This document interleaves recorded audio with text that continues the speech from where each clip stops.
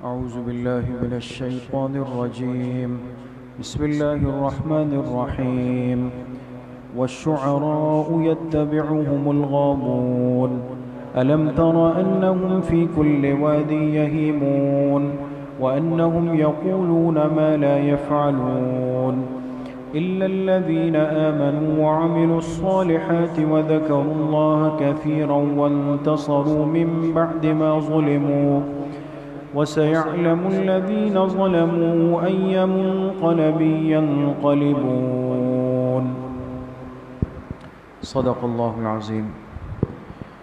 یہ سورۃ الشعراء کی آیت نمبر 224 سے 227 تک 4 آیتیں آپ حضرات کے سامنے تلاوت کی گئی ہے، اور انہی آیات پر سورۃ الشعراء کا اختتام بھی ہوتا ہے.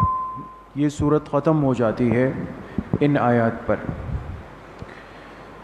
کل کے درس میں یہ بات گزری تھی کہ قرآن کریم کی حقانیت پر اور قرآن کی عظمت پر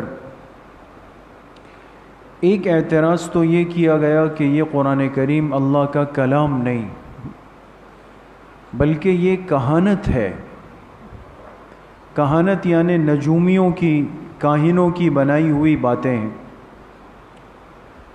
اور اس کا جواب اللہ پاک نے خود ارشاد فرمایا کہ قرآن کریم کہانت نہیں ہو سکتا، نجومیوں کی باتیں نہیں ہو سکتی، اس لیے کہ نجومیوں کی باتیں جھوٹ پر، گمراہی پر، ضلالت پر مبنی ہوتی ہے، جبکہ قرآن کریم خیر ہی خیر ہے.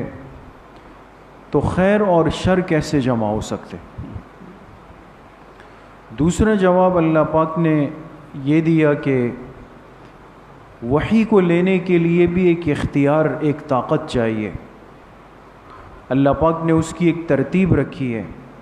ہر کس و ناکس آسمانوں پہ جائے، لوح محفوظ سے وحی کو وصول کرے، یہ ہر ایک کا کام نہیں.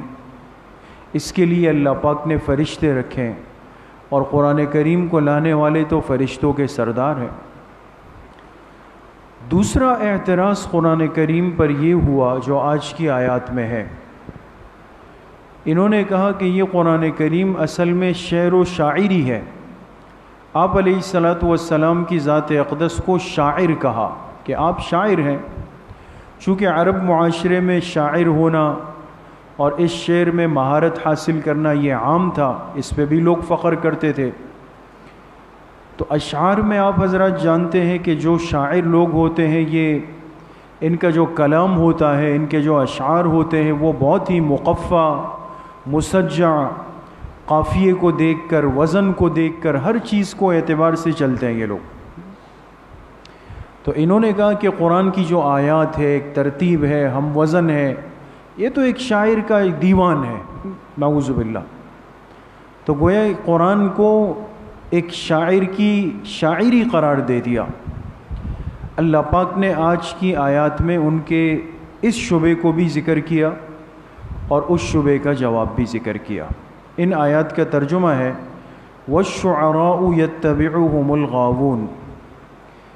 جو شاعر طبقہ ہوتا ہے، ان کی پیروی کرنے والے گمراہ لوگ ہوتے ہیں. أَلَمْ تَرَ أَنَّهُمْ فِي كُلِّ وَادٍ يَهِيمُونَ. کیا آپ دیکھتے نہیں کہ یہ شاعر ہر میدان میں سر مارتے ہیں، ہر میدان میں. وَأَنَّهُمْ يَقُولُونَ مَا لَا يَفْعَلُونَ. اور ایسی باتیں کہتے ہیں جو حقیقت میں کر نہیں سکتے. محض تخیلات کی ایک دنیا ہوتی ہے، اس کے پیچھے کوئی حقیقت نہیں ہے. إِلَّا الَّذِينَ آمَنُوا وَعَمِلُوا الصَّالِحَاتِ. ہاں، وہ اشعار کہنے والے لوگ جو ایمان لائے، نیک اعمال کیے، وَذَكَرُوا اللَّهَ كَثِيرًا، اللہ کا ذکر کثرت سے کیا، وَانْتَصَرُوا مِن بَعْدِ مَا ظُلِمُوا، اور اپنے اوپر ظلم ہونے کے بعد اس کا بدلہ لیا. وَسَيَعْلَمُ الَّذِينَ ظَلَمُوا أَيَّ مُنْقَلَبٍ يَنْقَلِبُونَ. اور عن قریب یہ ظلم کرنے والے جان لیں گے کہ کس کروٹ پہ یہ لوگ پلٹتے ہیں، کون فائدے میں ہے، کون نقصان میں ہے. عن قریب ان کو یہ پتہ چل جائے گا. تو یہ ہے وہ دوسرا اعتراض کہ قرآن کریم تو اصل میں ایک شاعرانہ تخیل ہے، شعر و شاعری ہے۔ اور جیسے یہ بات عرض کی کہ عربوں کے ہاں اشعار کا ایک بڑا ذوق تھا، عرب لوگوں میں زبان کی فصاحت بہت زیادہ تھی، اور اللہ پاک نے اتنا ملکہ، اتنی صلاحیت دی تھی کہ ایک ایک مجلس میں کھڑے ہو کر فی البدیہہ سینکڑوں اشعار اسی وقت بناتے تھے۔ ایک تو ہوتا ہے نا آدمی بیٹھ کے تیاری کرے، جیسے ہمارے ہاں شاعر ہوتے ہیں یہ راتوں راتوں کو جاگتے ہیں۔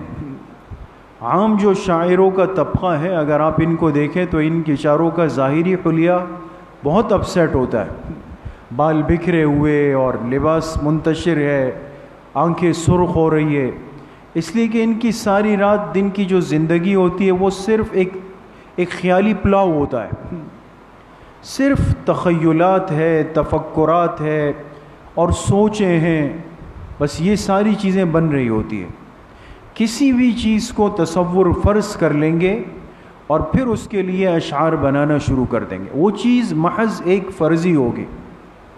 مثلا ایک عورت کا تصور کریں گے، اس کو اپنی ایک محبوبہ بنا لیں گے، اس کے پیچھے کوئی حقیقت نہیں، لیکن پھر کہیں گے کہ جی اس کی آنکھیں ایسی ہیں، اس کے ہونٹ ایسے ہیں، اس کے بال ایسے ہیں، اس کا چلنا ایسا ہے، اس کا مسکرانا ایسا ہے، وہ رات کو نکلے تو ایسے ہے، دن کو آئے تو ایسے ہے، خواب میں آئے تو ایسے۔ یہی ہوتا ہے نا۔ جو حضرات مطالعے کا ذوق رکھتے ہیں، آپ کبھی دیوان دیکھیں شاعروں کے، یہ بھی بڑی دلچسپ چیز ہے دوستو، لیکن ضیاع وقت ہے۔ تو ان کا زیادہ تر وقت محض تخیلات، تفکرات کی نظر ہوتا ہے، اس کے پیچھے اس کے بیک گراؤنڈ میں کوئی حقیقت نہیں ہوتی۔ تو اللہ پاک نے فرمایا کہ یہ قرآن کریم شعر و شاعری تو ہو نہیں سکتی۔ کیوں نہیں ہو سکتی؟ ایک وجہ تو اس کی یہ بتائی کہ زیادہ تر لوگ جو شعر و شاعری میں مبتلا ہوتے ہیں وہ ہدایت سے دور ہوتے ہیں، ہدایت کے راستے سے، حق کے راستے سے، اعمال کے راستے سے دور ہوتے ہیں۔ اور یہ ہے، یہ طبقہ جو ہوتا ہے ان کے اندر دین طلبی، خدا طلبی، اعمال طلبی نہیں ہوتی، اور کبھی کبھی ایسے اشعار بھی کہہ دیتے ہیں جو بالکل یعنی ایک خالصتاً کفریہ نظریات پر ہوتے ہیں، لیکن اس کی ایک تعویل کر لیتے ہیں، تعویل بنا لیتے ہیں اس کی۔ بہرحال بہت ساری اس کی مثالیں ہیں، وقت بھی نہیں اور شاید مناسب بھی نہ ہو۔ تو ایک تو اللہ پاک نے فرمایا جو شاعر ہیں ان کا زیادہ تر طبقہ جو ہے وہ ہدایت سے محروم ہے، اور قرآن تو کتاب ہدایت ہے، کیسے شعر و شاعری ہو گئی؟ نمبر 2 فرمایا کیا تم شاعروں کو دیکھتے نہیں کہ ہر میدان میں سر مارتے ہیں؟ ایک تعبیر ہے، فی کل وادی یہیمون، ہر میدان میں سر پٹخ رہے ہوتے ہیں۔ کیا مطلب؟ کوئی بھی موضوع ان کو چاہیے، اب وہ مل جائے تو بس اس پہ اشعار بنانے ہیں، الفاظ تلاش کرنے ہیں، وزن برابر کرنا ہے، چاہے اس پہ دن لگے، مہینوں لگے، سال لگ جائے، لیکن ایک کام کرنا ہے، وہ پورا کرنا ہے۔ تو ظاہر سی بات ہے کہ قرآن کریم جو ہے وہ خیالات کی بات نہیں کرتا، تفکرات کی بات نہیں کرتا۔ قرآن کریم تو ایک زندہ حقیقت ہے، انسان کو اس کے دنیا میں آنے کا مقصد بھی بتاتا ہے، اس کی آخرت میں نجات کا طریقہ بھی بتاتا ہے، سب کچھ بتاتا ہے، دونوں میں کوئی جوڑ نہیں ہے۔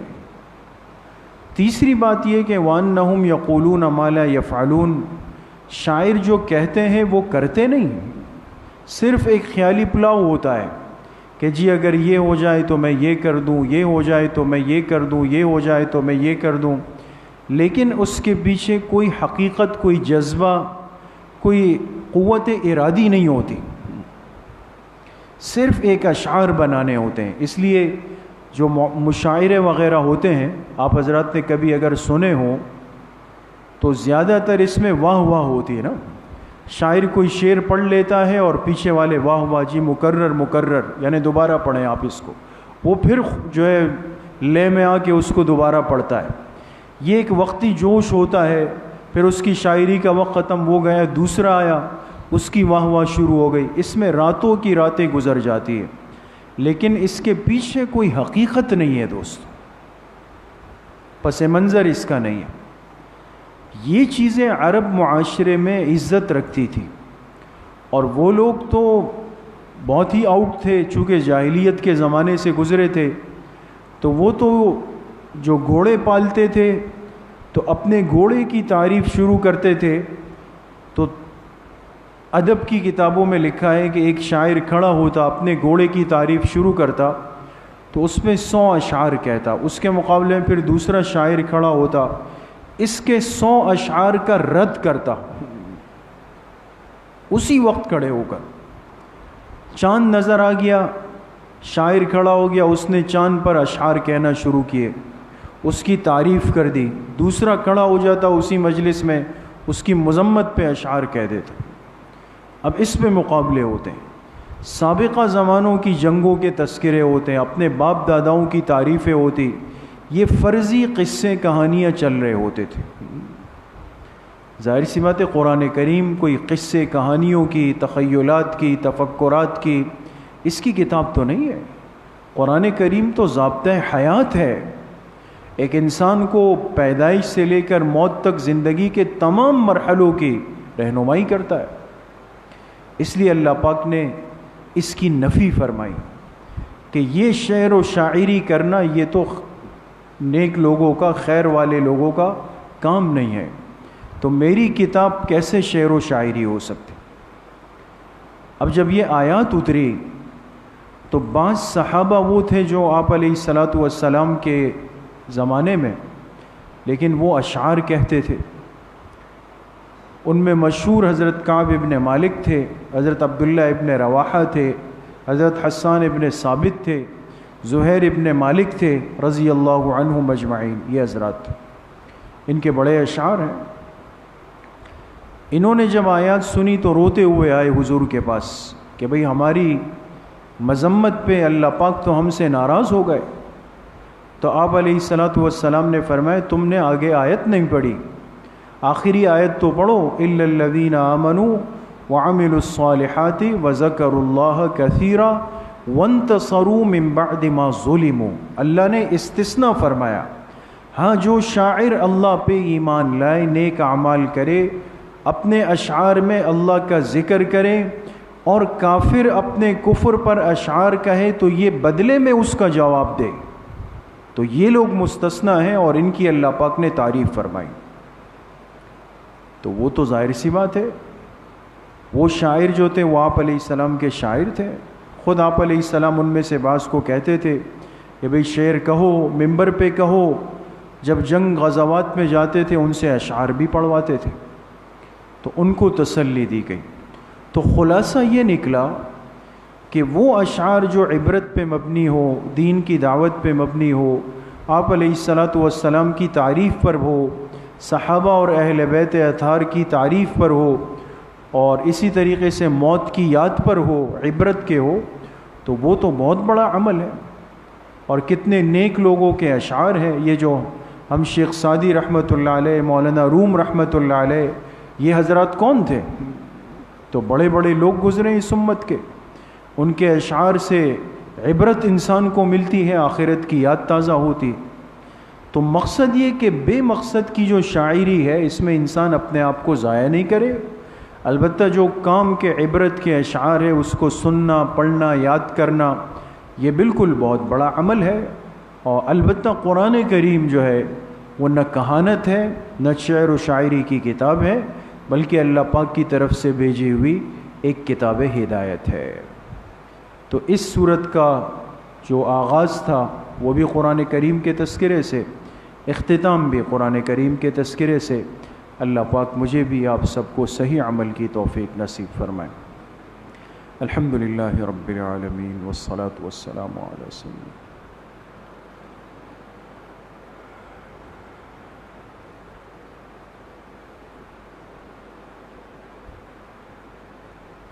صلی اللہ وسلم علی نبینا محمد وآلہ وصحبہ اجمعین برحمتہ. کل بروز اتوار انشاءاللہ بعد نماز عصر تعلیم و تربیت کورس کی افتتاحی مجلس ہوگی، تمام ساتھی اہتمام سے شرکت فرمائیں۔